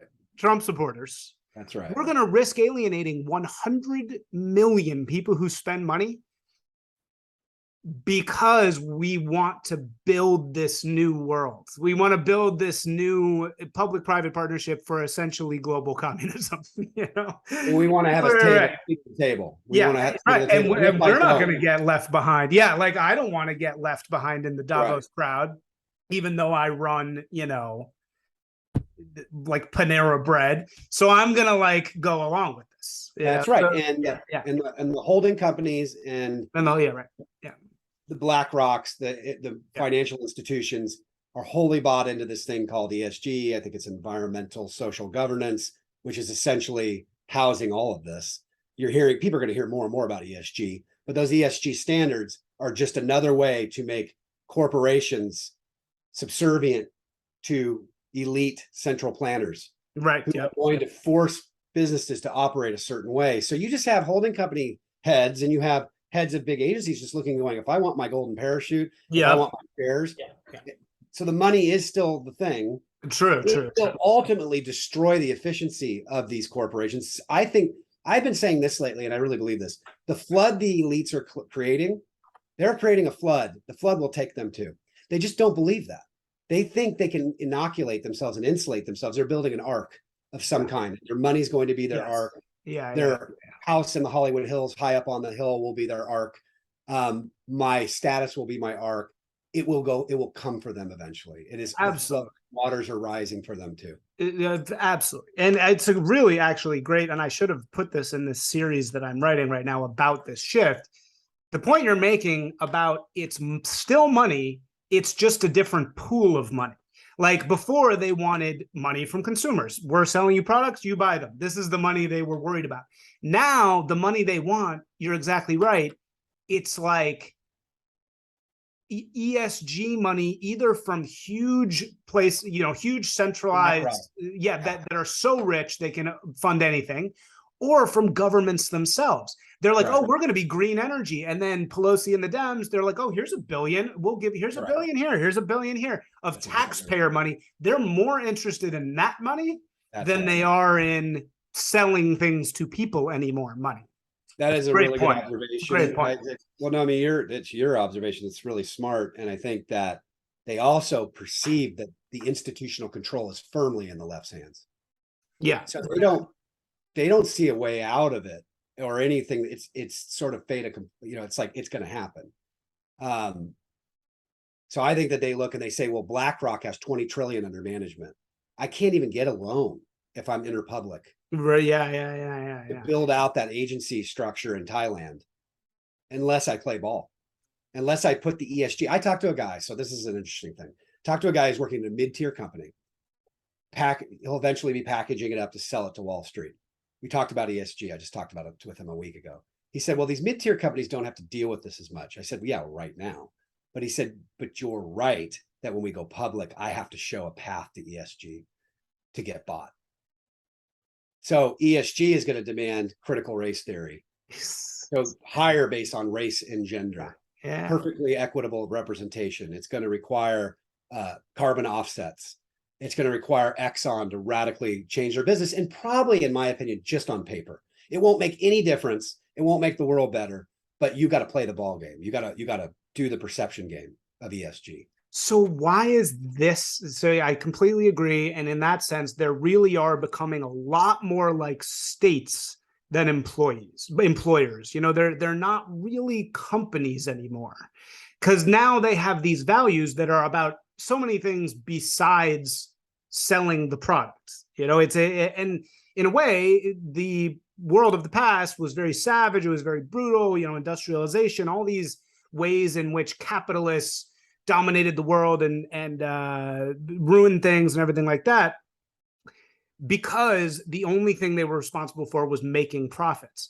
Whereas now this thing is shifting, and in shifting, they're choosing this ideology to impute into their citizens, which is critical race theory, total individualism, we'll pay for your abortion, all of these kinds of things. So why do you think that is their ideology? How come all these big corporations, even the people at the very top, as you're saying, it's sort of a top dictated, Davos dictated thing. Why have they chosen wokeness as their religion of their new states? I think it's just a useful tool. I've come to believe that because it's divisive. One reason it's divisive. Yeah. A united people is very tough to control for central planners. Divisiveness makes government authority inevitable. If people are warring on the street, if they hate each other, there's only central authority. There's only the government authority that can have standing in that situation. I don't believe that these people are woke. I've gotten to be more cynical about it. When I think of the Davos elites, the World Economic Forum, the Klaus Schwabes, of the world, I don't even think they're Marxist. I think that Marxism and wokeism, and it's all kind of the same ilk, is simply a tool to take power. I want power. I want to centralize authority. I believe I can do that. The central planner always believed that. They've believed it for 100 years since Karl Marx. Yeah. If you were to give the elites, the smart people, the PhDs, the academics, control of society, we could make racism go away. We could there's this purest version of Marxism. Yeah. We could all be equal. We'll no longer have the rich and the poor and that huge income gap that we all see. And so that's a very appealing idea to sell naive people. Yeah. If I were to tell you, I just want power over you, there's no buy-in on that. But if I tell you I can make racism go away, something that's in the human heart of people that is never going away, we're always going to have to fight racism, you know what I mean, in the world, because it exists across all cultures, all time, from the beginning. That's the human heart. And we always have to be on guard against it. But I'm going to promise you that I can make it go away. I'm going to promise you that there'll be no income gap. I'm going to promise you there won't be people like Elon Musk that have everything and people. Well, that's the promise of Marxism. And then what you end up with is a ruling class that's hoarding all the money, all the profit. Yeah. But I can't besides me, like everybody else, but I will then be separate. But everyone else I'll solve your problems. But I'll live in a little bit of a separate world because I'm controlling it, and I should be. Yeah. I should be, and I'm better, and I'm better. So I think they look at those things as tools. I don't think they really believe in Marxism. I think they know. They're not stupid. You don't have to just, all I have to do is look at the Soviet Union and see it collapse in 80 years. I could see that the takeover of the farmland in the Ukraine and 30 million people starved by Stalin. I can look at Castro, how he imprisons people if they disagree, and how that beautiful country is just in deterioration for the last 50, 60 years since communists took it over. Venezuela, it goes from an oil-rich company to an impoverished country. North Korea, total poverty, eating tree bark. I mean, there's reports of that. No freedom of speech over the border, lights, car companies, expression. That was it. K-pop. I don't know. Whatever. K-pop is next to darkness at night. I can yeah. see what communism brings. I'm not an idiot. I know that it won't work. It's just a tool. It's the tool I need to get you to buy into what I want, which is power over you. Right. I'm very much total power, which is keep giving me money. Yeah, right. Yeah. I don't think that means that doesn't mean that there aren't purists and true believers that are in our strata, and maybe even some in the top. That there could be this utopian world if we would all just collectivize. We really can't solve global warming in a nation state sort of configuration. If China's off belching stuff into the air and the United States is doing a little better or not doing well, or Argentina is doing whatever it wants, that won't solve a global problem like global warming or global starvation. Whatever those things are, there probably are some purists who feel a world government, a one world system is the natural answer. Oh, absolutely. I think a lot of people feel that way. And I think if they would just pose it that way honestly, I think it's a discussion worth having. Would we be better off with the one world government? I actually don't think that that's necessarily a bad argument. If they were to say, oh, well, here's how it would work. Here's how, we would make sure that it wouldn't become too much power at the top. And, America was a constructed ideological Enlightenment era project, right? If we want to have another project with world government, hey, I don't agree with it, but at least you'd be able to be like, all right, well, you can hold it accountable. The problem is that this is a shadow group. And this is a group of people that are controlling both states and corporations that you're saying from the very top, and you can't see them.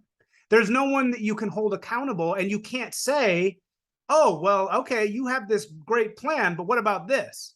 You have this great plan for a single world thing. Well, what about this thing? You're not able to do that because they're thinking, well, if we reveal it, right? If we reveal that this is, then everybody's gonna be like, oh, I don't want this. So, I think that's a little bit of the issue. That's right. Yeah, no, I think you're right. I think they feel they know better in their hubris. We are the ones that will, as Klaus Schwab said, build the future. Yeah. And I think they also think they have technological tools they never had.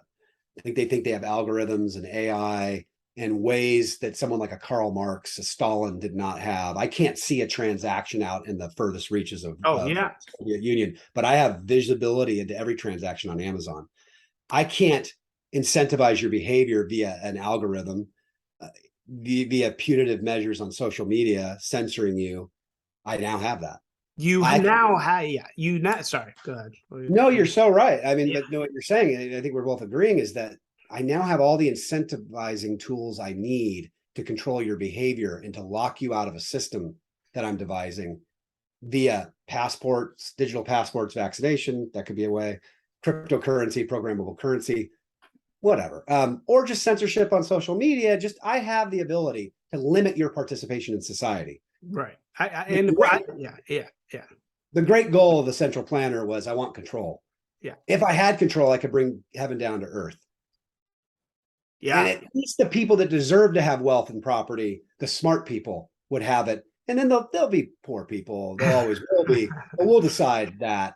And we'll also be doing a solid for the planet Earth. And in my mind, I'm messianic in a way. I think I wake up and I feel good about all these things because it's painful, but it's necessary. Right. And the poor people will have access to free abortions and free birth control so that they'll be happy.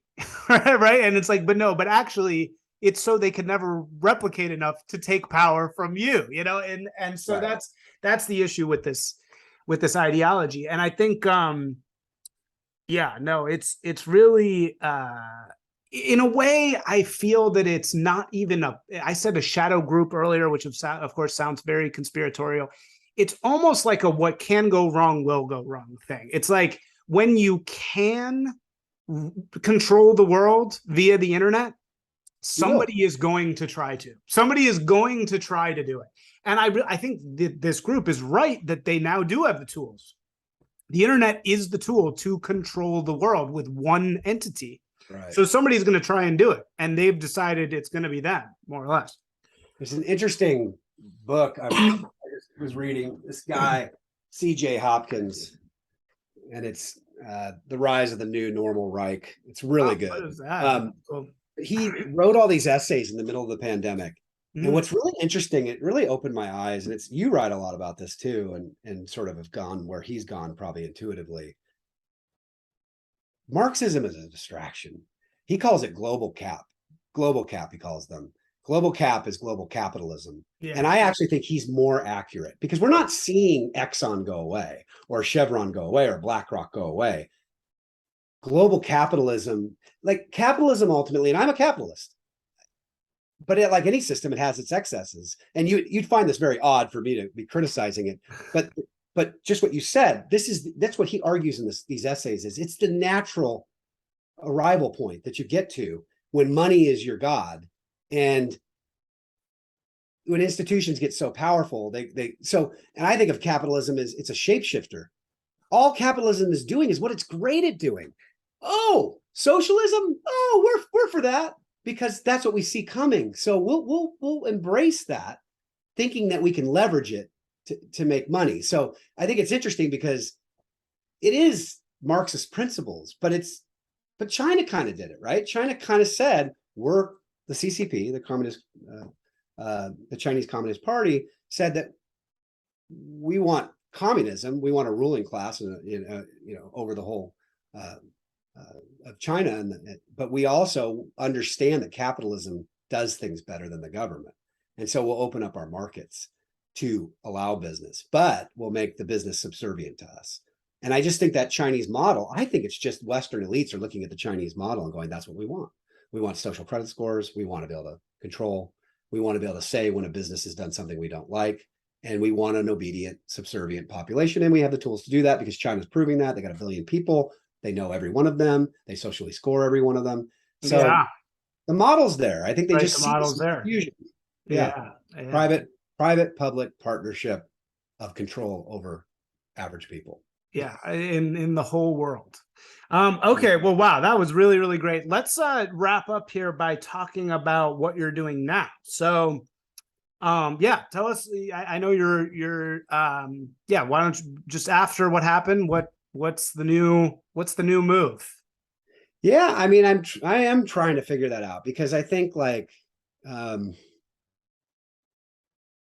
corporate world, unfortunately, after everything we just talked about, there's two pieces to it for me. One is many wouldn't have me because without me doing the mea culpa that makes, Chris Harrison's from The Bachelor or Glenn Cole's from 72 Sunny look like, child's play. I'd have to write something the most Maoist, obedient little citizen. Self-flagellate in public. You'd have to self-abate until I was bleeding. So they wouldn't have me, and I won't do that. And then there's also my part of it, which is I'm not going to get on board with this. What I said that day, I meant I'm not bowing down. I just see this ending somewhere very dark. And I don't know if I'm right or wrong, but if I have a conviction like that, it sounds like you share some of those convictions. Absolutely. We're all trying to wrap our heads and hands around this. It's not easy, but we know this is when people get power, too much power. We know where this ends, somewhere very dark. And so I feel like I have to fight against it. I certainly can't be a party to it. So I can't go back to the corporate world. And then the political world is interesting. I wrote for a network called The First, wrote monologues for a woman called Dana Lash, who's a former NRA spokesman. Loved working for her, loved doing these monologues. And so every day I had to write an essay, kind of like you write, I write. It's not easy to write these essays. I would write a 2,000, maybe even more, 3,000 or 4,000 word essay for 5 hours a day, checking the internet, 1,000 sources. What is CNN saying? What is Fox saying? I don't want to make her look bad. And I did that every day for 5 months, and it was exhausting and just an interesting thing to do. And I did that. Then I got a chance to work at the Daily Wire, and I went there and was there for about 6 to 7 months. And the main thing they wanted was something a little different. Hey, let's take your Madison Avenue experience and help a conservative brand, which I think a lot of times conservative brands don't have those people, because we know they're all progressive. Right. Help us to sort of up the game of the communications, the branding. And so I went there after sort of writing monologues for Dana Lash to setting up an in-house brand team, and hired a number of people that were very good talents that worked on big time brands like Apple, and that team totally was established. And I'm very super proud of the work that we did. And I did that. And now I'm kind of left Daily Wire after setting that up and it's functioning and trying to figure out what is next. And I think, Isaac, the question you're asking is really interesting, because the hard thing right now for me is that you have a whole career built on a certain system that no longer is feasible for you, from either a convictional conscience standpoint or from they won't invite me in. Yet that is what you've built your whole career on. And then you kind of walk towards an ideological career. Oh, wait, these are all my people over here. And you discover that politics is also, I mean, that's the one thing I would tell people that have been down this road if they're trying to think, because I get people that call me and go, I want to do what you did. I want to get out of advertising and go over to politics on the right. And the reality of that is that it's a grind in some ways too. Right. People are people there too. And it's like you said, we said earlier, you touched on something and you said it before I did, and I should have said it before you, but you said it, which is that it's a spiritual thing. And so there's this famous quote by Andrew Breitbart. He said, politics are downstream from culture. Yeah. Right? Great quote. Yeah. Great quote. Well, the culture, in my opinion, is downstream from the spiritual. Oh, definitely. Oh, for sure. Yeah. So Daily Wire, for instance, or The Blaze or Fox News is at the cultural point. Yes. I'm going to intersect this argument in the culture, which is a pugilistic back and forth on LinkedIn, every social media, where we argue. But like you said, I'm arguing with somebody who on a spiritual level is so fundamentally in a certain place that there's no penetration. And even in, not to get too preachy, but even in the New Testament, there's a section where Jesus is talking to the religious leaders, and he gets frustrated at one point. I think this is interesting in his humanity. He says, why can't you hear me? I'm right in front of you, and I'm telling you what the truth is, but you can't hear it. And it says, because you're blinded spiritually. That's his conclusion. I can't get through to you. And you nailed it earlier. You said that I can't get through. So now I'm thinking about in terms of what's next. Do I want to fight in the corporate area where there is no fight? It's gone. The flag has gone up, the white flag, and it's a progressive sort of socialist mentality, woke, whatever you want to call it, or the cultural place where it is a back and forth that never ends. Right. Never ending back and forth of just rational argument. And then it's does it ever get anywhere? Does it ever get anywhere? Yeah. Is the spiritual place the place to talk to people? I wonder, and I don't know what that looks like. How do we get to, like you said, the deeper things that are inside of the things that, because I do think one thing I would say is the far left person is often upset about some of the same things the person on the far right is upset about. They don't like injustice. They don't like that things are unfair, right? We don't like racism. We don't like intolerance. There's a lot of things that we all don't like about people and humanity and culture, inequity. We hate looking at the disparities and poverty. Yeah. And so they're expressing something that's real. And then now we're just talking about, so we actually agree on those. Right. You're actually agreeing in some ways. Yeah. Right. Yeah. But the answer spiritually takes discernment to those problems. They're complicated. Right. They're not super quick fixes. The world is messy. A superimposed ideology on business over everything that's just check a box, put the DEI into your company, and all racism goes away and all gender bias goes away is is just installing a new quick fix that isn't going to fix it. And in fact, might be creating radical people that are becoming radicalized because they feel cornered or they feel like there's no hope. So then I'm thinking, like, is there some spiritual application, some purpose in this journey that leads somewhere, like you said, and I don't know what that is. Yeah. I mean, maybe is the answer around somehow growing the because it's a problem with hegemony, however you say that word. Yeah. And it's, I think that's, as you're saying, it's like you have the people bubbling up from the bottom and you have the power coming down from the top. And it's all in this one sphere that you were immersed so deeply in. Is it about, and this is a very common thing to say, but I do kind of think that this is the direction to spiritually fight. Is it about creating alternative institutions?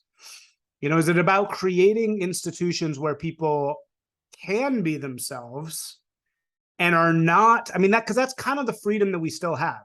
Like in Stalinist USSR or in the USSR at all, you don't have the option to create a competing institution.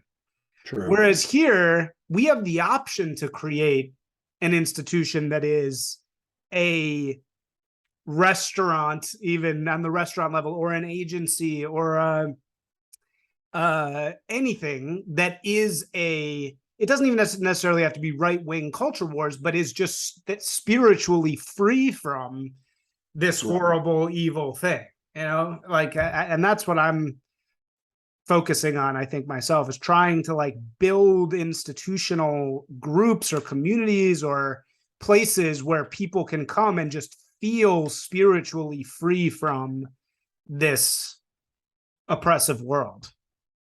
Yeah, I like that. I think that what other choice do we have? Right. Yeah. You know what I mean? And I think like that is certainly the ethos of Daily Wire. Right. That, yeah. Well, we want to at least allow people to be entertained without that. People would say they have an agenda, but in their entertainment offerings, they don't. They're just like, how do I entertain your kids? How do I make a movie that you might enjoy? And that is their theory, is that we're having to create this so that we can ultimately come back together.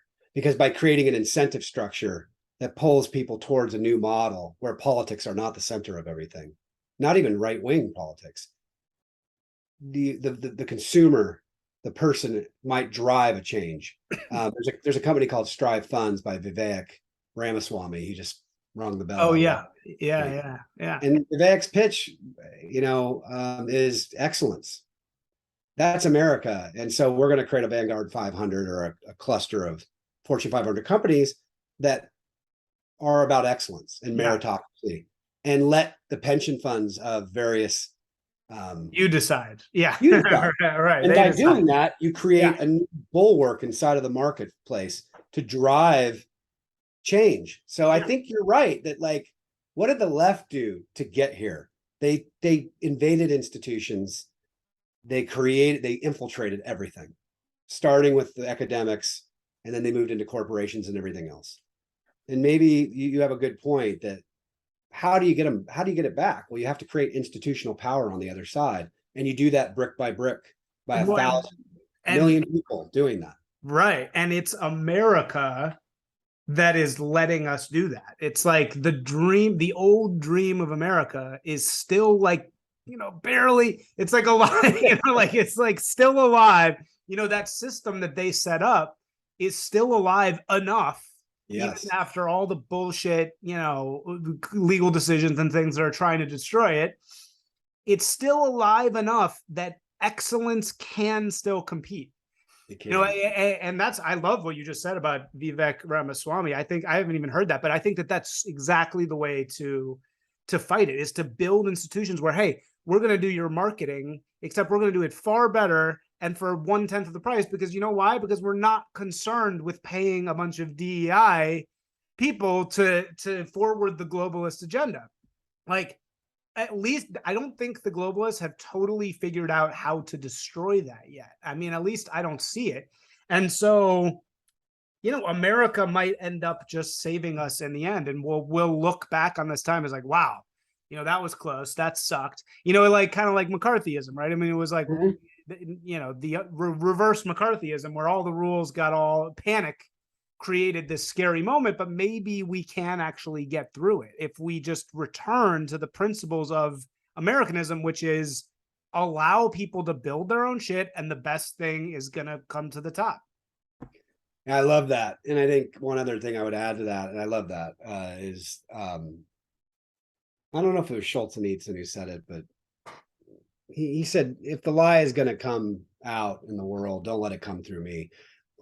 Like everybody has to, at some level, that believes in freedom and liberty and free cognitive liberty, who is against cancel culture, against lack of critical thinking, on their own way, in their own time, I think has to put their foot down somewhere.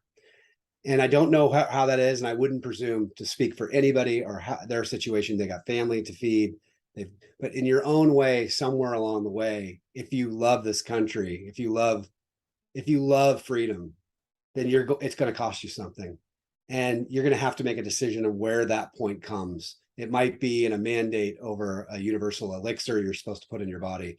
It might come over a DEI program that is causing you as a boss to judge someone on their color or gender or their sexual orientation, and you see it as wrong. Your conscience is violated by it, and you have to say something. I don't know where that comes for people, but I think that if we don't do that, then we get what we basically are manifesting, which is, it's better for me in the short term to go along with this and save myself, believing that the flood will never get to me. But I just think that this cancel culture ring, this intolerance ring, the hegemonic thing you're talking about, ideology, it's just going like this. And what I saw was happening to Brett Weinstein on Evergreen campus, or Jordan Peterson, eventually got to me. And I don't think anybody escapes in the end. Yeah, you're absolutely right. The rising tide will get everyone. And that's why a relationship with God is so important, because a relationship with God is irrational. And it's allowing you to do something that is against fear, against perhaps your immediate best interest, because the rising tide, you're thinking, oh, well, I don't want to drown. Why would I drown? I'm an animal. I want to be here. Whereas what God allows you to do is listen to that part in you that is not rational, that is not just trying to save himself from the flood at any time. And I think that that's why they hate God, right? They hate religion, more or less. They hate Christians. As you said, you're one of 3 outwardly spoken Christians, or were top creative directors in the country.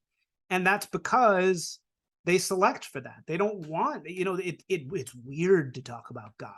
And they set that's new. That's brand new. You look at these guys, you look at the founders, the smartest guys in the world, some of the smartest guys who've ever lived. They're referencing God left and right. They're constantly talking about God. Oh, I prayed to God, I prayed to God.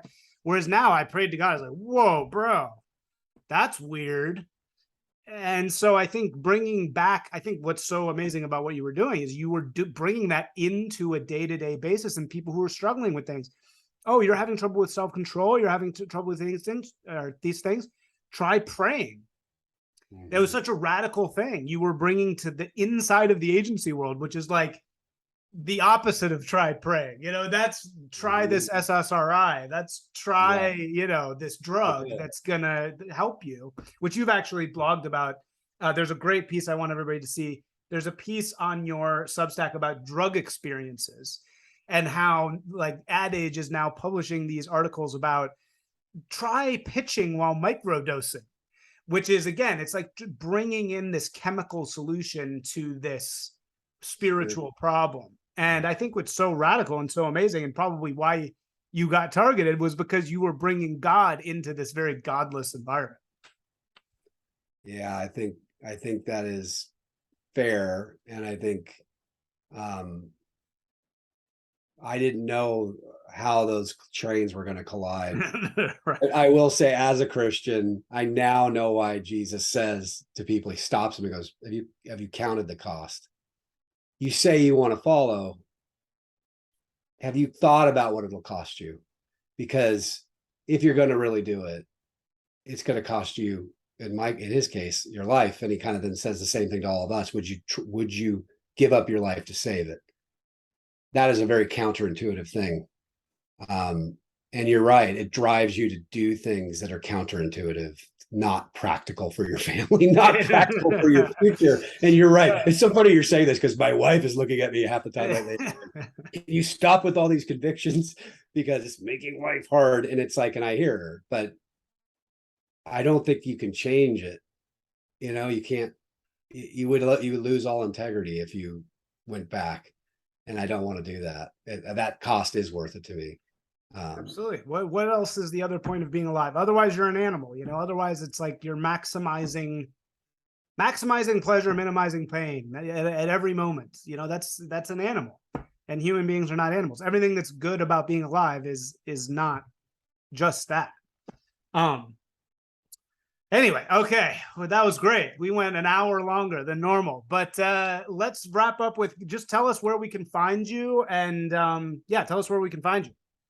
Yeah, I mean, I do a podcast called the Adwoke Podcast. I do that just for fun. And so that's on Apple Podcasts. I think I'm on Substack. Brett, I think it's, what is it, Brett? I don't even know. What does it even say? I don't know. It's something like Brett.Craig at Substack. You'll find me if you just put Brett Craig and Substack in a Google search engine or wherever. But so I write about these things, and I've continued to write about them because I feel like there are enough people out there that need encouragement, need to know that they're not crazy in what they're seeing, and maybe to reason with people that are even open-minded that maybe this system's got some excesses in it that are actually super pernicious and nasty. So yeah, those are the two places you can find me, and I'll probably continue to do some things in that. And it's one part catharsis, but one part a chance for me to at least offer a counterpoint to the one that, like you said, a hegemonic ideology that's overlaying the entire country all at once. Yeah, I mean, one thing I love that you say in your podcast is you're not crazy. It's not you. You're not crazy. And I think that that's a great message that more and more people just absolutely need to hear. Yeah, because I think you can be talked out of your convictions, and you can be talked out of your conscience. And then, like you said, where does that leave you? You're going to regret that later. You're going to feel like there were things you should have said or done, and you're going to really not like yourself for that. And what a shame. You know what I mean? If you feel a conscience, a conviction, I don't know. You're not crazy for feeling that. That was put in you, I think, by the Creator. And he gave you a conscience for a reason. And when it's accusing you of something, listen to it. Because I know that the pop psychology will say shame is bad, shame is bad. Well, sometimes shame is trying to tell you something. Like, maybe you shouldn't eat 14 gallons of ice cream. I mean, but whatever that is, like sometimes it's a little needle in your chest just saying, hey, pay attention to that. Like, you know what I mean? Not because I don't like you, but because I actually care about you. A good leader will do that with his employees. Your conscience has a good effect on you in some ways, as long as you don't over marinate in your mistakes, but a little bit of, hey, you should speak up about that. It would be good if you spoke up. There's a lot of people that are not in your position that can't speak right now. Maybe you ought to say something. That's a hard decision to make, but I think you should listen to it. All right. It's an individual call to action. Okay, Brett, thank you so much. This was so great. I really appreciate you coming on. Such a great conversation, and from somebody who's really experienced this to such a deep degree. So thank you for coming on, and super excited to follow you and see all the stuff that's forthcoming. Yeah, no, thank you. It's been great to meet you and Isaac, and to follow your writing too. I've enjoyed it, and I look forward to having. We'll do this again. Okay. It was a great conversation. Thank you for doing this. Thanks. For sure. Have a good one.